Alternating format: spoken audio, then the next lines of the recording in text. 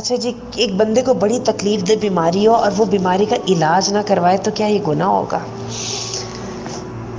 نہیں گناہ ہوگا۔ دیکھیے میں آپ کو بتاؤں، سلف میں سے ایسے لوگ تھے کہ جو علاج کروانے کو بھی توکل کے خلاف سمجھتے تھے۔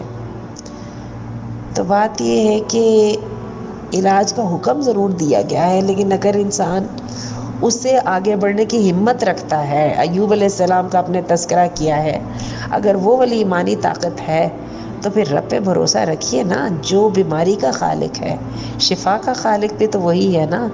اور سب سے بڑی حقیقت اللہ رب العزت کی ذات ہے، تو جن کو اس نے جن کو شفا ملی ہوئی ہے ان کو اس سے ملی ہے نا، تو پھر اس سے توقع رکھیے نا۔ اور میرا خیال ہے کہ یہ خود بخود یہ والا سب سے بہترین علاج بھی یہی ہے۔ کیا خیال ہے؟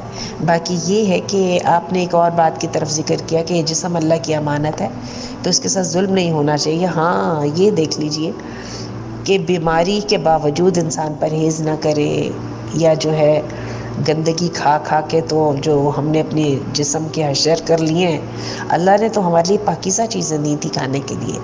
یہ جو چیزیں جو ہم کھاتے پھر رہے ہیں، جو اس وقت ہمیں پروسیس چیزیں جو مل رہی ہیں، ان کی جو حیثیت ہے وہ آپ کو بھی پتہ ہے۔ یہ در حقیقت یہ جسم کے ساتھ ناانصافی ہے اور اپنے ہاتھوں سے اپنی ہلاکت کا سامان کرنا ہے۔ پچھلے دنوں بڑی زبردست ویڈیو کسی نے بھیجی، بنائی تو کسی نان مسلم نے، میں بھجوا دیتی ہوں، اس کو دیکھیے تو بہت اس سے سبق حاصل ہوتا ہے۔